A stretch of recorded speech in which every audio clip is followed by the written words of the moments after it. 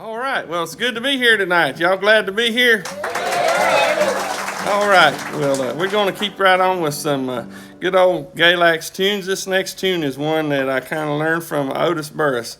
Otis was a great fiddle player over around Galax area, and when I was a kid, he was sort of like the fiddle god. You know, you just stood at the end of the stage in awe, and he was about that tall and very skinny, and he had great big feet. He was kind of odd looking, but man, when he drew down on them strings, you just stood there with your mouth gaped open and watched. And this was a tune that Otis called Honeysuckle Rag.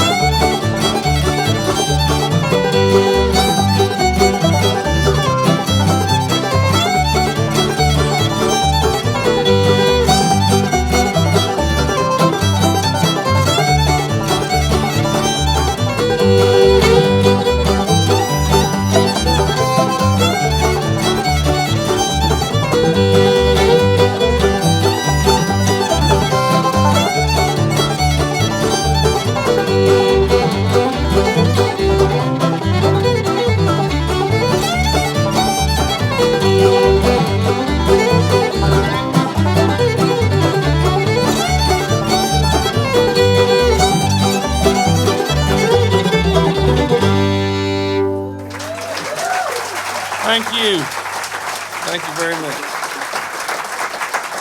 Well, we are the new Ballards Branch Bogtrotters, and we're carrying on the Galax tradition. You know, there's been a Bogtrotters band around the Galax area since the 1920s.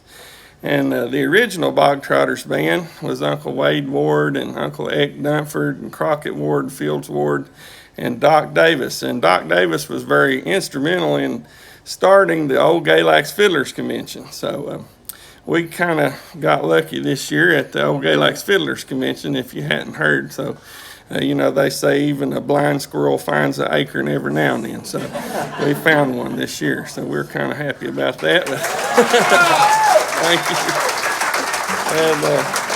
And anyways, we want to play one. We had a request to do this also. We did this the last time we were here, but this is an original Bogtrotters tune, and it's the one that they won the very first Fiddlers Convention with in 1935. And it's called Who Broke the Lock on the Hen House Door? And then we're going to tag on a little bit of Cackling Hen at the end of this, and we call this our fowl medley.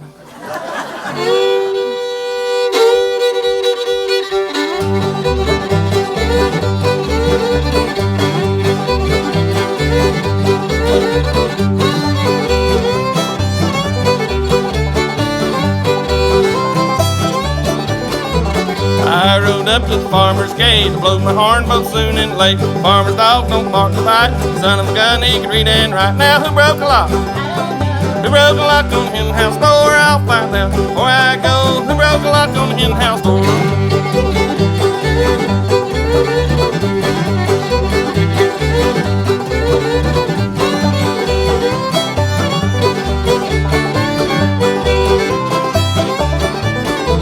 Was an old rooster, 40 years old, done a lot of things that never been told. His toes turned up till he couldn't scratch, but the young hens say that his eggs still hatch. Who broke the lock?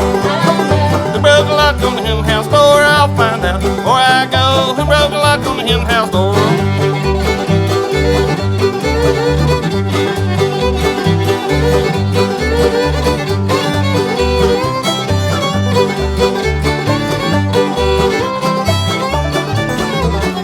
barnyard rooster to the barnyard hen. You ain't laid eggs since the Lord knows when, said the barnyard hen. The barnyard rooster, well, you don't come around there as often as you used to. Who broke the lock? Who broke the lock on the hen house door? I'll find out before I go. Who broke the lock on the hen house door?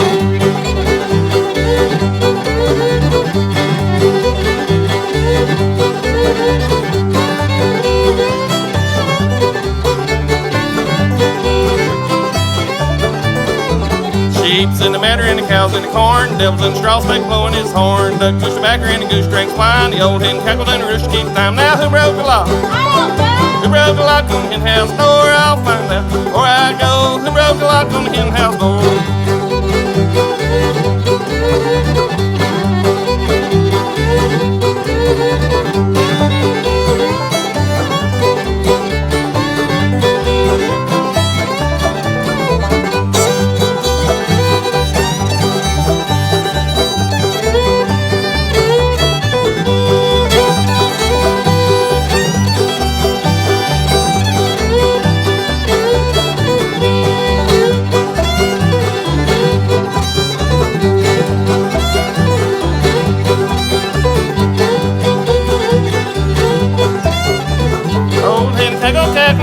Last time I go cackling in a pond.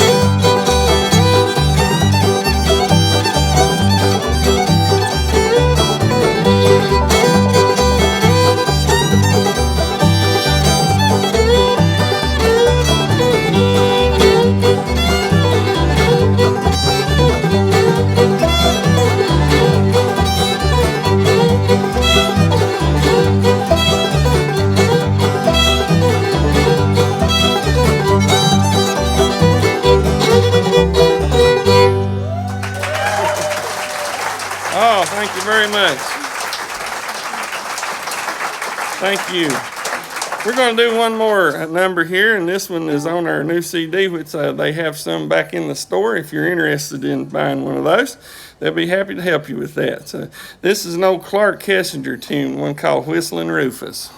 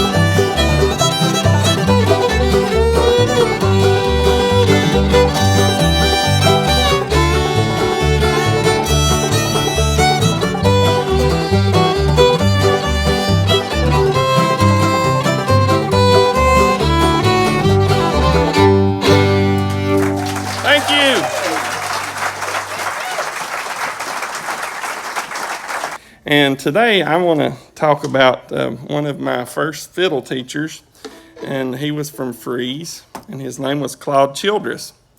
And nobody has heard of Claude unless you're from Freeze, because he was just one of those fellas that didn't really get out much. He didn't get around. He was kind of a hermit type person, but he lived right up in the cow pasture behind my mom and dad's house. He was kind of a member of our family in a way. He took care of my great-grandparents when they got older, and he just kind of stayed after they passed on, and we just kind of took him in. But Claude, like I said, he was kind of a hermit. He lived with his, I'm going to say, 30 dogs maybe. I don't know. There was a bunch of them, a lot of dogs. And I wasn't going to, my wife told me when I told this story I could not say jackass on the radio. So I won't. I'll say donkey instead for this story. And anyways, when I was 4 years old, I think I was 4 or 5, and Claude had already kind of took a shine to me. He knew I was going to learn to play music, and he would always take every opportunity to show me a little something on the fiddle or whatever. And he somehow knew it was my birthday, and I haven't figured this out because we didn't make big deals about birthdays at our house. We didn't have parties and all that kind of stuff. But somehow he knew it was my birthday, and he brought me a birthday present. And it was called The Story of Edward. Now, my name is Edward, but everybody calls me Eddie. But anyways, I still have that book. It's precious to me. And it's about this donkey, and he decides to be a human, and he wants to assimilate into society, and that's the story of Edward. So I'm not sure what Claude was trying to say to me at that point when I was 4 years old, but anyways, one of my other vivid memories of Claude was at a tent revival meeting one night, and Claude was one of those good old souls, and mostly what he played was hymns. He played a lot of hymns because he played down at the Church of God a lot. But he did know some other tunes, but to Claude, music was music, It didn't matter, it was all good. And I remember that Claude got up at the tent revival meeting, and they asked him if he'd play a tune on his fiddle. And he got up and he played I'll Fly Away, and everybody thought that was wonderful and great. And he said, okay, and now we're going to play another one. And he played this tune here.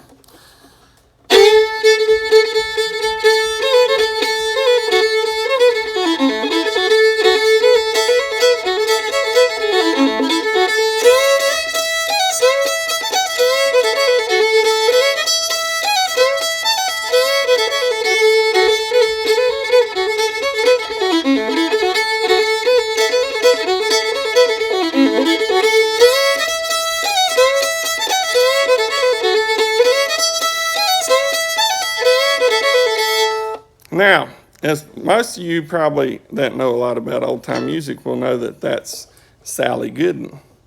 And so the Holy Roller Tent Revival people, they didn't really know what it was till he started to sing. And if you know the words to the song, it says, "Went on the hill and the hill was muddy, and I got so drunk that I couldn't stand steady." So when he started singing, they asked him to stop, So. Anyways, that's my story about Claude Childress. Thank you very much.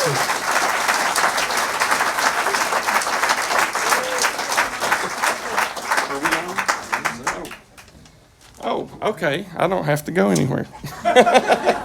All right. We're going to play you some more tunes here. If I can remember what we're going to play. Oh, there it is. All right, we're going to play you another one. This is also off of our new CD. This is one that I also got from Otis Burris. Oh, I want to talk about this while I'm thinking about it too. You see what my wife is doing here? She's putting on her capo. Now, most people don't have a bass capo, but she's special. And we actually have, there's a little story for this. See, if you've ever played in an old-time band, or if you went to fiddlers conventions, and, we get in these jams, and sometimes they go 3, 4, 5, 6 hours all night, Sometimes we get stuck in one key all night, and sometimes it's A. And if you're a bass player, that can be painful. So, she figured out pretty quick that it was painful. So I thought, well, why has nobody ever made a bass capo? Why would you not? Everybody else has capos. The banjo, the guitar, everybody has capos. What's wrong with the bass capo? So I made her one. Well, now you should have saw the capo that he made. So, I went to Lowe's Hardware, and I got a wood clamp and a roll of duct tape. 2 rolls of duct tape. Oh, yeah, it was 2 rolls of duct tape. And I wound that thing around there on there till it fit the neck. And hey, it worked. And she used it too, let me tell you, because it's better than getting cramps, right? But then we have a fella here tonight named Barry Collins. Where you at, Barry? Oh, he just left. I hate he missed this story. But anyways, we were at a place. We all went to play music, actually with David and Linda. And Barry was there, and Barry is a machinist, and he just happens to make capos. And he saw my capo that I had made, and he said, "Oh, honey, I'll make you a capo." So now she has a nice new shiny capo for the bass. Oh, well. So we're going to play another Otis Burris tune here. This one's called Gray Eagle.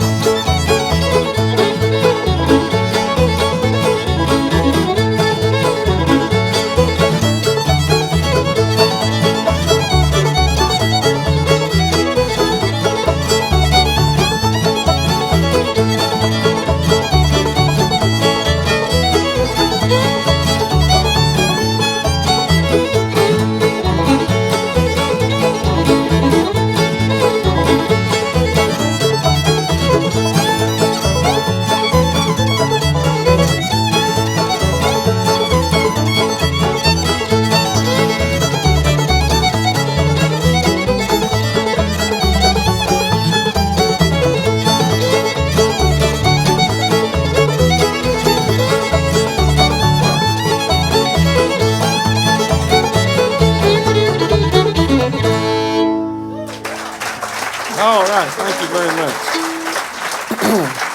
Well, as my grandpa always said, you can't play a set without putting at least one train song in there. So we're going to do our train song next. This is called Old Reuben's Train.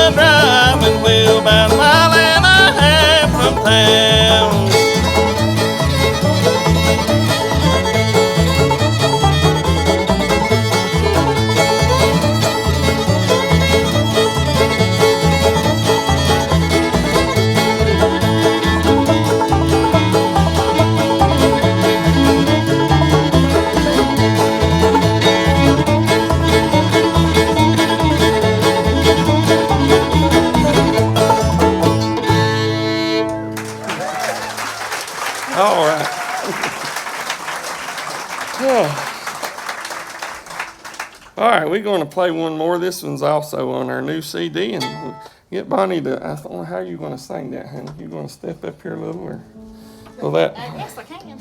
Yeah, this right there. That'll probably be good. She was singing a little bit of this one. This is a good old barn burner called "Sugar in the Gourd."